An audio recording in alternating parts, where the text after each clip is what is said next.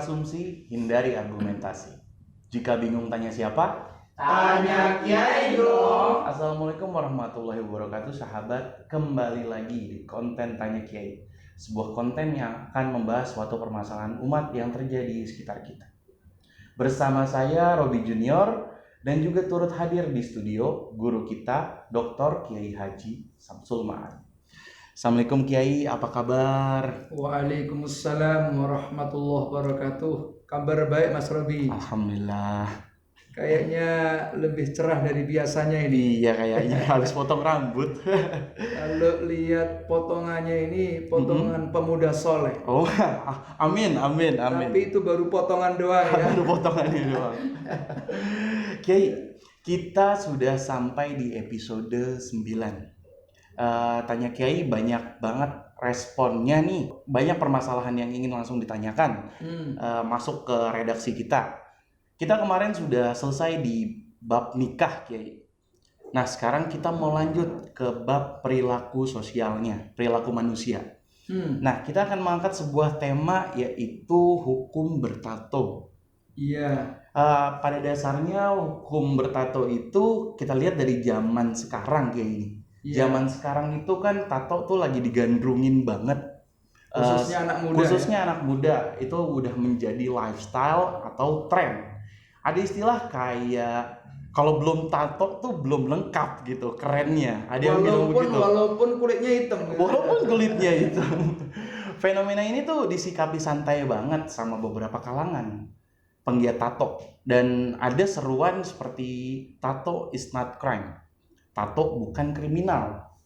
Ya, mereka menyerukan itu dengan tidak menilai, dengan tidak menjudge orang-orang yang bertato. Nah, permasalahan ini tuh sebenarnya udah ada belum sih Kiai dari zaman Nabi, masalah merajah tubuh atau bertato ini? Iya, jadi tato ini tinggal kita mau melihat dari sudut apa. Bagi kalangan seniman barangkali tato ini dianggap sebagai sebuah keindahan. Apalagi yang mempunyai badan kekar, ya tentu ditambah dengan kulit yang mulus gitu ya, digambar dengan ya sesuatu yang mencerminkan sebuah kekuatan tersendiri. Ada yang digambar dengan binatang yang galak gitu, yang ganas gitu, macan, singa gitu.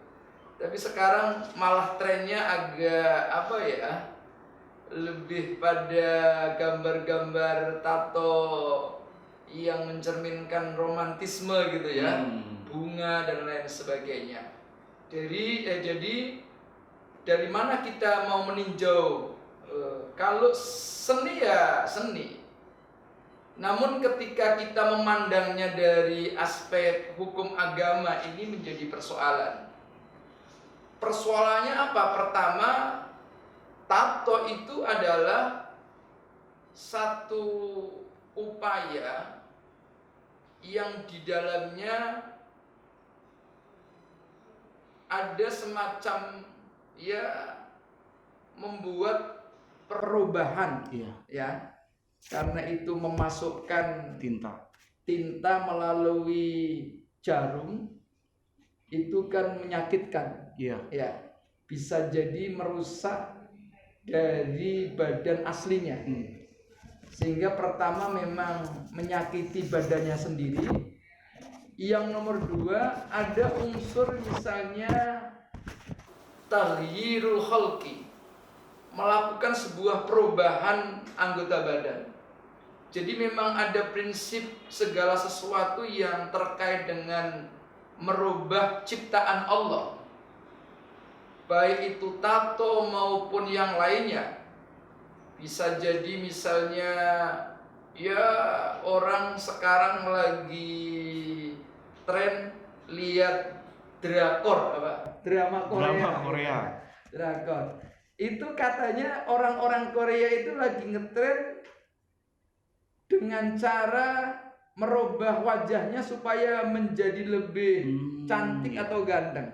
mungkin dilakukan dengan melalui operasi plastik. Operasi plastik. Jadi Mas Robi yang mungkin kalau ukuran di Korea, kalau ukuran di Indonesia sudah ganteng ini. Oh, alhamdulillah. Tapi ukuran di Korea mungkin ya nggak tahu standar apa di bawah Biasa standar, aja. saya nggak ngerti ya. Semua itu ciptaan Allah, nggak pernah pesen kan kita. Iya. Ya kan, itulah yang terbaik. Tapi di Korea itu ada tren orang yang biasa-biasa saja bisa disulap itu. Jadi dioperasi plastik lalu kemudian dirubah wajahnya menjadi ganteng. Yang tidak cantik dioperasi menjadi cantik. Bahkan itu nulari. Nulari itu apa nulari itu? Nulari artis-artis di Indonesia juga ikut melakukan. Iya. Katanya tapi katanya ini baru katanya. Ya namanya rumor ya, bisa benar bisa tidak. Ada yang ya mencoba untuk merubah wajahnya dengan cara operasi plastik. Nah ini namanya tahyirul khalqi. Apa? Melakukan sebuah perubahan atas ciptaan Allah. Ini yang salah satu dilarang. Nah yang nomor 3 ada problem lagi, misalnya dalam tato itu kegiatan yang disebut dengan cara memasukkan cairan mungkin getah nila atau apa yang bisa menguatkan itu ke dalam badan, di mana badan kita itu ya ketika diproses di apa namanya diraja ya diraja itu kan itu ada darahnya. Iya. Sementara darah itu kan bagian dari sesuatu yang najis. Itu artinya memelihara najis di badan kita. Nah itu diantara problem-problem permasalahan yang mungkin perlu kita bincangkan dalam pandangan agama. Memang Nabi sendiri juga memberikan pernyataan keras. Salah satu hadisnya adalah la'ana, ya. Nabi itu melaknat al-washimat wal mustausimat. Jadi Nabi itu melarang orang yang tato atau orang yang meminta ditato itu. Melaknat orang yang ya melakukan perbuatan tato tersebut dan orang-orang yang meminta. Nah, itu sebabnya ini sejajar hadis ini dengan kegiatan-kegiatan yang lain. Misalnya Nabi juga melarang al-wasilah wal mustausilah, orang yang menyambung rambutnya, ya. Kan banyak kan orang perempuan ini kan supaya kelihatan indah. Dulu salah satu ciri keindahan dari kaum Hawa itu adalah rambut panjang. Walaupun sekarang kadang-kadang malah dipendekin. Jadi ada yang perempuan itu rambutnya kayak tentara juga ada, cepak gitu. Tapi memang secara umum kalau ditanya model-model kayak begini nih ya, kalau melihat perempuan berambut panjang, ditanya kira-kira suka apa enggak? Wah, pasti bisa kebawa tidur itu gara-gara punya rambut panjang. Nah, orang yang tidak memiliki rambut panjang dulu kepingin. Bagaimana caranya? Ia disambung. Nah, ini juga dilaknat oleh Rasulullah oleh Allah dan Rasulullah Shallallahu Alaihi Wasallam. Jadi Rasulullah juga tidak suka dengan orang-orang yang menyambung orang yang menyambung rambutnya tadi. Jadi Rasulullah pelaknat itu. Jadi perilaku memodifikasi tubuh itu memang Rasulullah sudah akan melaknat orang-orang yang memodifikasi tubuh. Dan bagaimana kalau misalnya jika sudah terlanjur, Kiai? Jika sudah terlanjur punya tato nih, apakah tindakan yang harus kita lakukan? Ya, sebelum pada tindakan orang yang melakukan tato, ada hal yang memang diperbolehkan ketika merubah anggota badan kita untuk Hmm. kepentingan-kepentingan yang lebih baik. Iya. Dan kepentingan itu terkait dengan agama misalnya. Tidak semua ya dilarang. Misalnya orang yang dilahirkan sudah mempunyai, mohon maaf, bibir apa Sumbing. namanya, Sumbing. sumbing ya. Nah, bagaimana ketika orang itu lalu datang kepada dokter, kemudian dirapikan Hmm. untuk kepentingan, misalnya salah satunya orang baca Quran, kalau bibirnya itu sumbing maka kurang fasih itu. Iya. Ada sesuatu yang ketika dilafalkan berpengaruh. Ada hal-hal lain, maka yang demikian ini masih ditoleransi.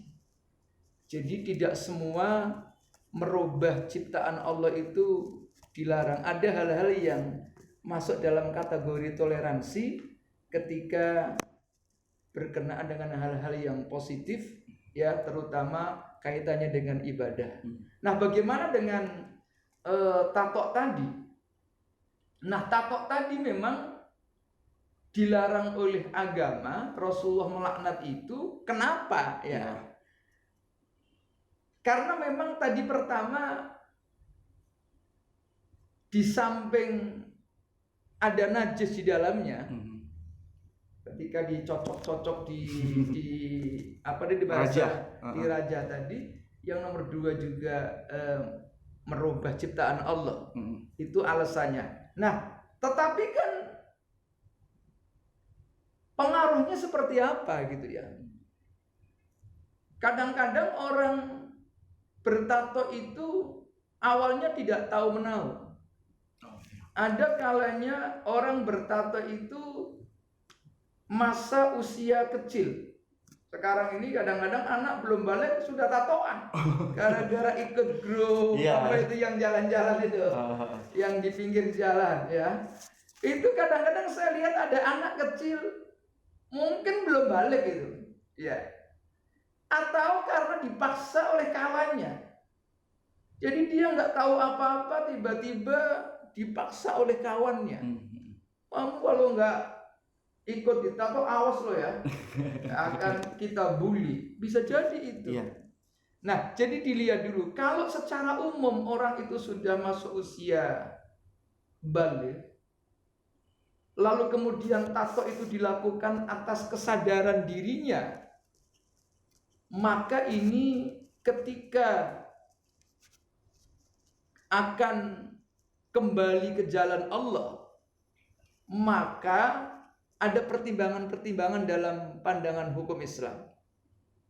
Kalau masih bisa dirubah, maka wajib hukumnya menghilangkan tato itu.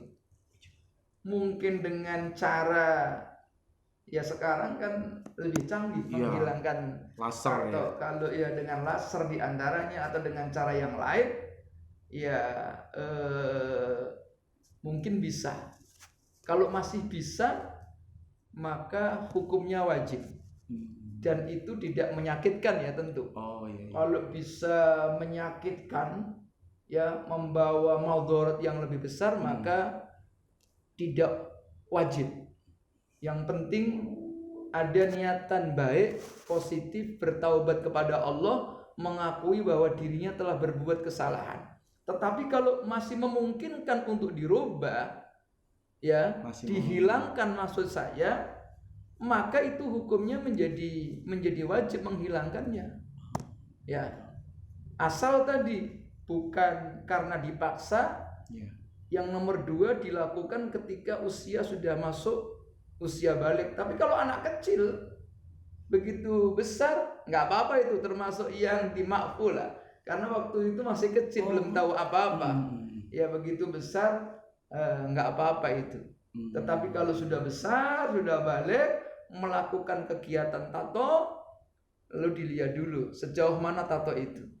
Kalau akibatnya itu lebih besar, karena prinsip hukum Islam itu tidak boleh melakukan perbuatan yang punya implikasi negatifnya lebih besar. memang melakukan kegiatan tato itu merusak. Nah, merusaknya itu sudah tidak boleh kan? Merusak anggota badan itu tidak boleh. Tapi kalau mau merubahnya, mengembalikannya itu punya akibat yang lebih besar lagi, ini yang dihindari. Karena agama tidak menginginkan itu. Apapun yang bisa mengakibatkan bahaya, baik bahaya pada diri kita maupun bahaya kepada orang lain, itu dalam prinsip hukum Islam itu dilarang.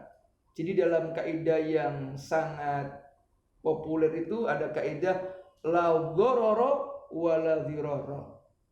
Tidak boleh melakukan sesuatu yang membahayakan dirinya, juga melakukan perbuatan yang membahayakan orang lain. Jadi prinsipnya itu dilarang. Tetapi kalau memang prosesnya itu bagus, ya sekarang canggih, ya kan? Jangankan tato sekarang, kalau kita lihat anak-anak sekarang sunat itu, sunat hitam, sudah sunat Mas Robi ya? Alhamdulillah sudah.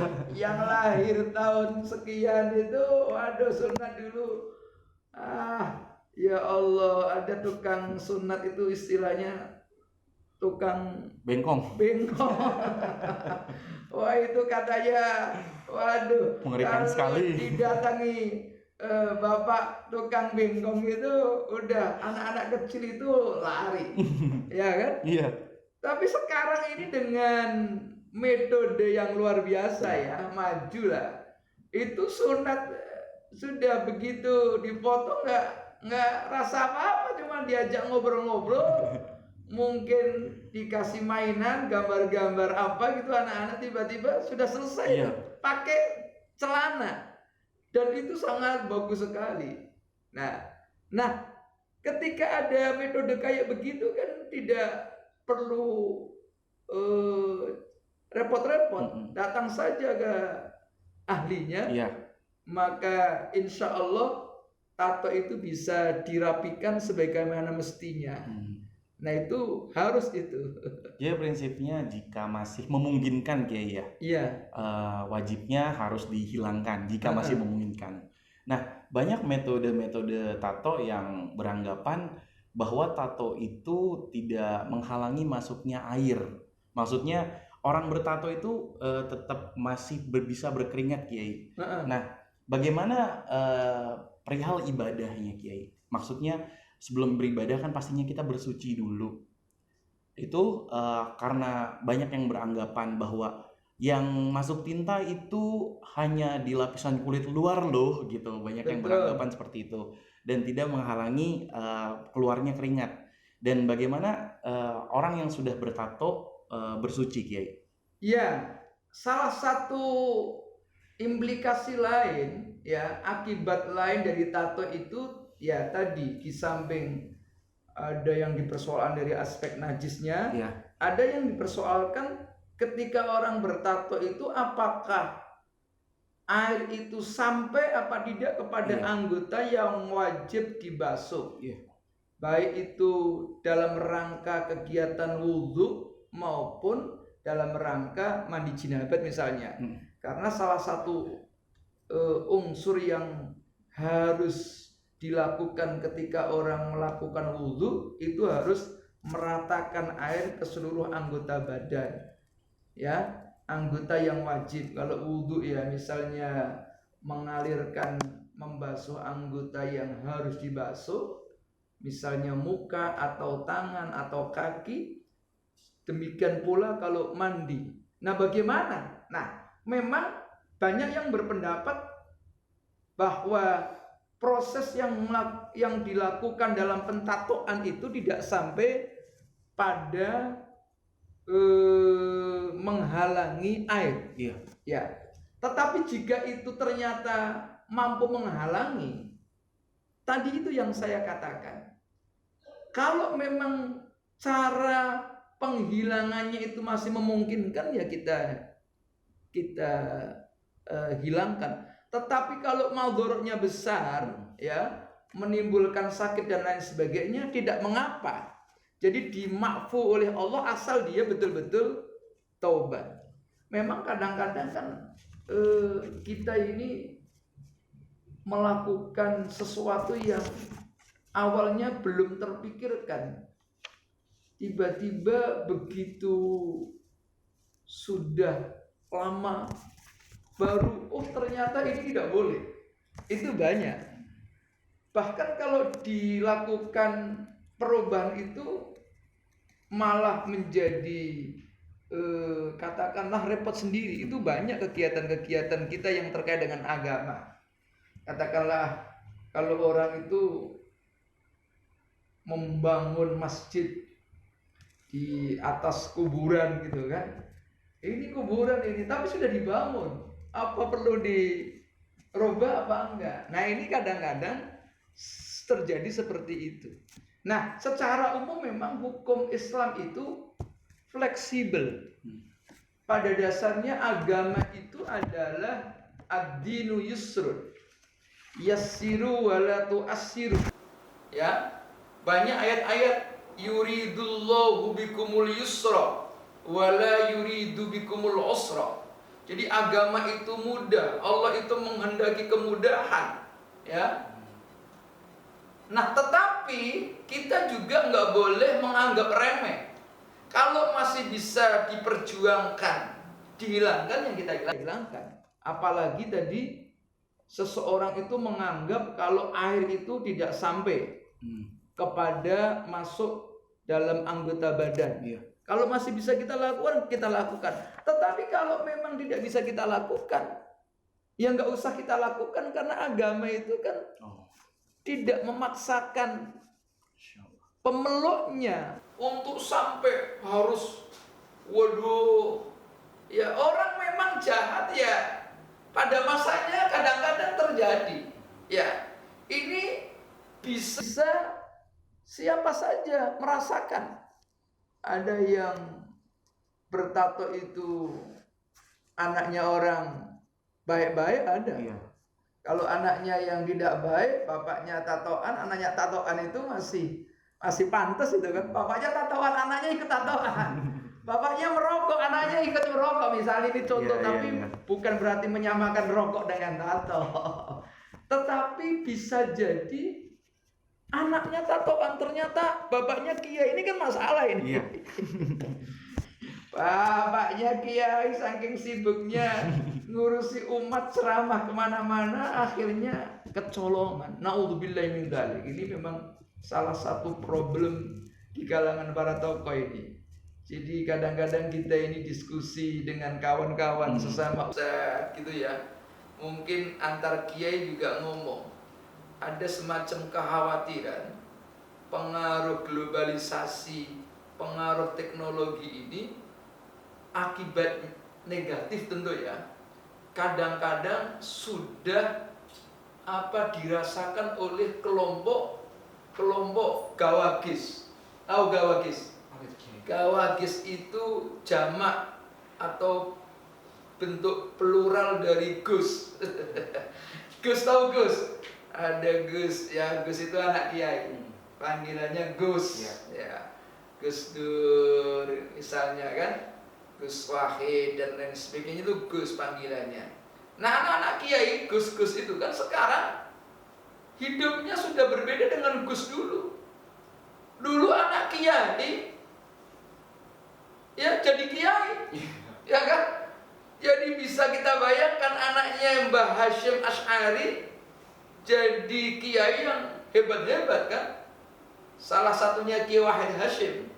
Kiai Wahid Hashim bisa melahirkan Gus Dur kan? Itu tradisi kiai dulu luar biasa mendidik anaknya.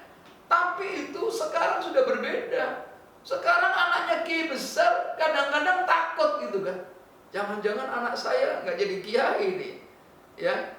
Kalau nggak jadi kiai nggak apa-apa, tapi yang dikhawatirkan anak kiai tiba-tiba tadi mengikuti perilaku yang tidak lazim di tengah kiai, di tengah para kiai. Misalnya tiba-tiba anaknya kena narkoba misalnya. Naudzubillah min dzalik. Anak kiai, ya Allah, mudah-mudahan kita semua dilindungi oleh Allah dari narkoba. Kadang-kadang ada bapaknya kiai, anaknya naudzubillah min dzalik terkena narkoba. Nah, demikian pula ada juga bisa jadi anaknya dia tiba-tiba nggak ketahuan, pengaruh pergaulan tatoan juga gitu kan. Nah, yang begini-begini ini yang sering menjadi masalah. Maka pada dasarnya memang kembali pada pertanyaan asal, agama itu memberikan sebuah harapan kepada siapapun yang melakukan kesalahan, sekalipun kesalahan itu besar, diberikan peluang untuk kembali menuju jalan yang benar. Saya kira itu Mas Robi. Iya, Kiai. Berkenaan masih masalah berkenaan tato, ini umumnya banyak para wanita nih Kiai yang bertato atas nama kecantikan. Misalnya beberapa kan ada istilahnya yang namanya sulam alis gitu. Sulam alis kan dia membuat agak tebal alisnya dan dimasukkan tinta. Tadi kan berkenaan masalah memodifikasi ada toleransinya Kiai. Kalau berkenaan dengan kecantikan dan menutupi apa yang kurang gitu misalnya Kiai gimana? Ya, termasuk sulam alis. Kalau tato itu memang sejak zaman Nabi sudah menjadi tren, bahkan konon sejarah tato itu sebelum Masehi ya, sekian ribu tahun sebelum Masehi, tradisi atau kebiasaan masyarakat bertato itu sudah ada. Jadi jauh sebelum Nabi sudah menjadi mungkin ada yang gagah-gagahan macam-macam lah ya. Nah, sekarang ini dikaitkan dengan kecantikan misalnya. Ada orang-orang tertentu yang memang kepingin tampil cantik. Ya saya kira masih wajar lah secara umum. Perempuan rata-rata kepingin tampil cantik, sama dengan laki-laki ya. Laki-laki juga secara umum itu kepingin ya agak kelihatan ganteng, walaupun kadang-kadang sebagian kecil tuh nggak punya perhatian sama sekali, nggak tahu dirinya kayak apa itu, udah baunya kagak enak, rambut nggak pernah disisir, ya kadang-kadang rokokannya balbul-balbul walaupun eceran gitu. Ngerokok gaya padahal belinya eceran, kan gaya anak sekarang. Petentang-petenteng, pakai HP, kadang-kadang HP-nya 2, tahu-tahu pulsanya nggak ada. Ini kan banyak pemuda. Nah, namun demikian kembali pada sulam alis tadi juga menjadi kajian para ulama-ulama sekarang ini. Apakah misalnya sulam alis itu sama dengan tato apa bukan? Iya, menurut saya itu perlu tambahan kajian lagi nih kayak perihal sulam alis atau memodifikasi tubuh dalam rangka kecantikan khususnya untuk perempuan. Kayaknya kita bakal bahas di episode selanjutnya Kiai. Insya Allah. Kita sampai di segmen curhatan si Fulan. Curhatan si Fulan adalah pertanyaan-pertanyaan dari pemuda-pemudi tersesat Kiai yang ingin mendapatkan pencerahan langsung dari Kiai. Di pertanyaan pertama dari Bayu Pitak. Assalamualaikum Kiai, saya Bayu Pitak dari Jakarta. Izin Kiai bertanya, saya punya bekas luka bakar yang lebar. Agar tidak kelihatan seperti luka saya mentato seperti warna kulit. Bagaimana pandangan dan hukumnya? Ya, jadi sekali lagi kita kembalikan proses pentatokan itu. Karena ada orang mengasih warna tapi tidak seperti tato.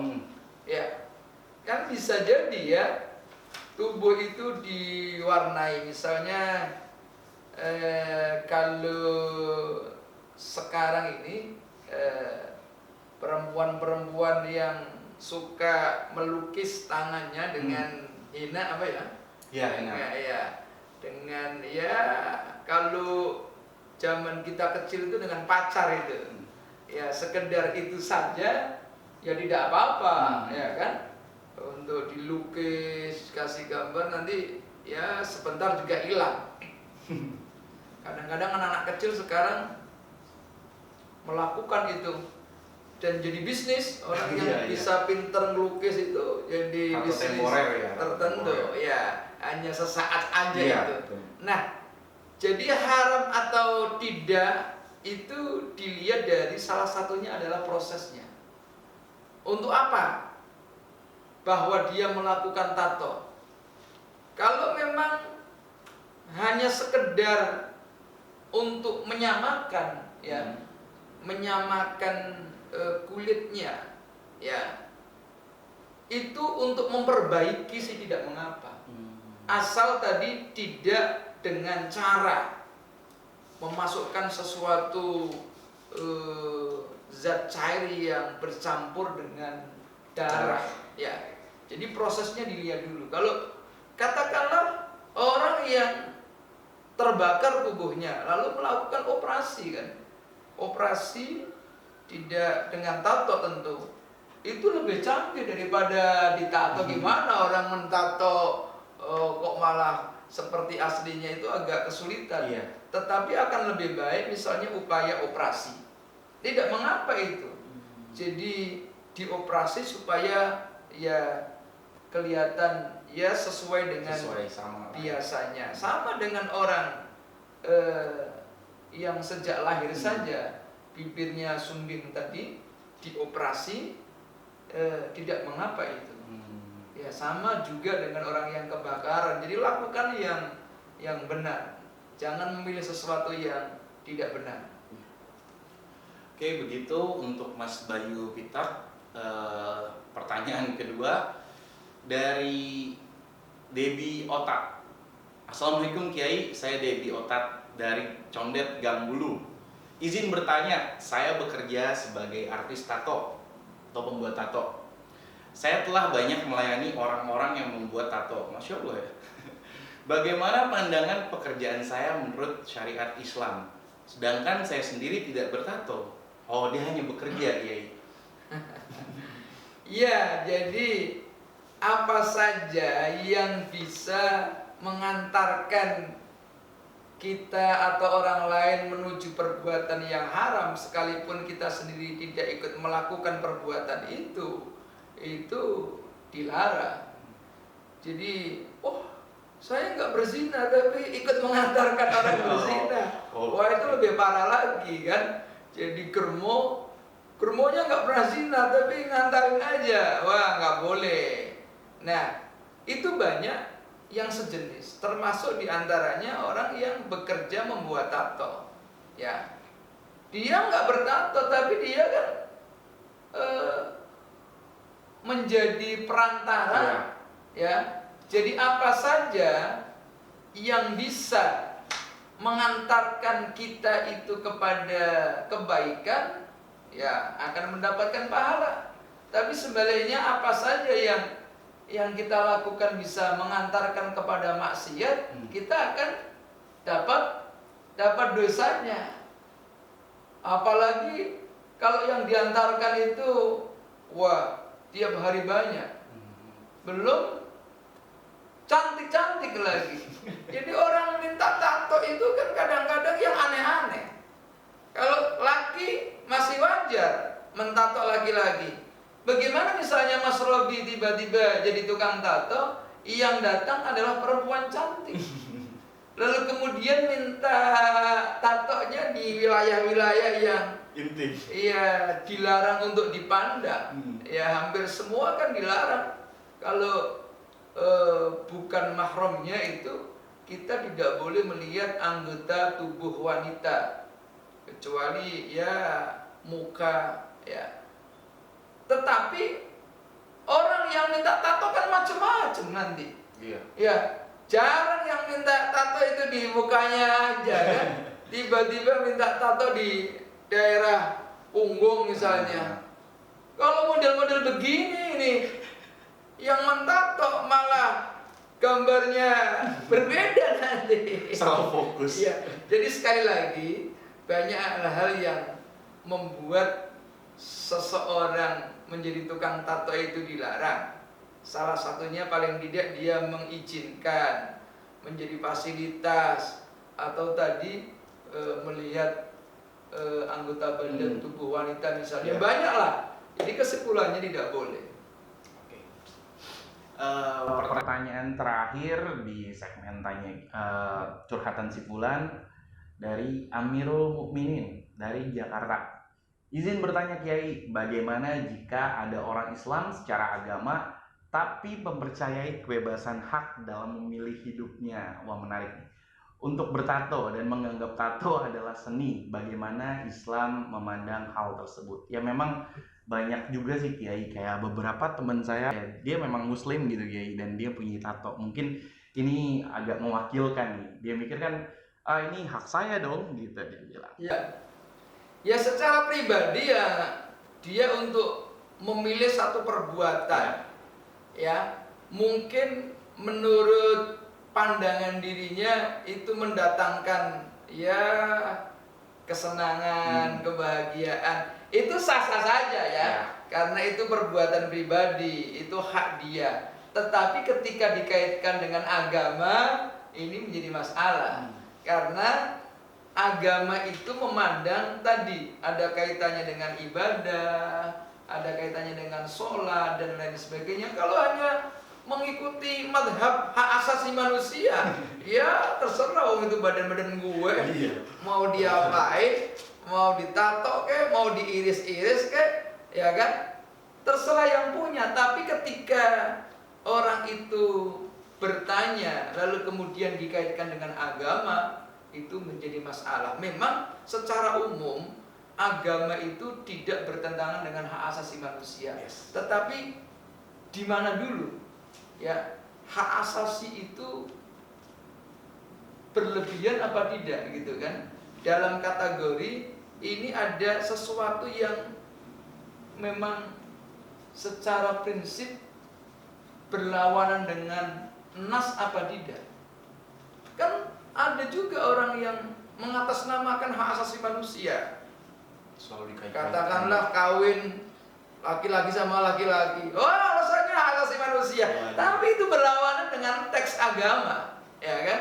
Memang secara umum agama itu ya seiring sesuai dengan hak asasi. Tapi hal-hal tertentu ya kalau memang agama itu melarang, maka agama harus didahulukan. Jangan hak asasi manusia didahulukan. Nanti menjadi kaum liberal. Kaum liberal itu mencoba untuk menafsirkan ulang terhadap teks ketika teks itu seakan-akan bertentangan dengan agama. Misalnya ada ayat walidzakari mislu hadzil unsayain. Jadi pembagian perempuan itu separuh dari bagian laki-laki dalam bidang waris. Karena atas nama agama, atas nama hak asasi manusia, bisa jadi ayo kita tafsir ulang ini sesuai dengan konteks kekinian gimana. Nah, itu sebabnya kita sebagai orang yang mengikuti faham ahli sunnah wal jamaah anahdiyah lagi kan, jadi kita harus mempunyai fikrah, ya, pola pikir kita itu harus sifatnya moderat. Moderat dalam bahasa agama itu sering disebut dengan konsep tawassut. Kalau bahasa MUI itu Islam wasatiyah. Sekarang kita lebih mengenal dengan Islam moderat. Moderasi dalam beragama misalnya. Nah, yang kayak begitu itu ya harus dipahami betul oleh anak-anak kita. Nah, semoga apa yang kita bincangkan ini membawa manfaat kita semua. Amin, insyaallah. Itu perihal tadi jawaban untuk Mas Amirul Mukminin. Jangan dikait-kaitkan Mas hak kebebasan dan juga agama. Demikianlah konten Tanya Kiai di episode 9 perihal hukum bertato. Terima kasih Kiai atas nasihat-nasihatnya dan pandangan hukum syariat Islamnya. Apresiasi untuk berseni memang tidak ada batasnya. Menyalurkan kreativitas harusnya dalam media-media yang positif. Namun jika itu mengakibatkan kerugian di masa yang akan datang, alangkah baiknya kita lihat manfaat baik ketimbang hanya sekedar tampilan luar. Beli motor jangan bodong. Cakep. Mendingan naik odong-odong. Mantap betul. Kalau bingung dan pikiran ente kosong, Kosong ngomong. langsung aja tanya Kiai dong. Wallahul muwaffiq ila aqwamit thoriq. Wassalamualaikum warahmatullahi wabarakatuh. Waalaikumsalam warahmatullahi wabarakatuh.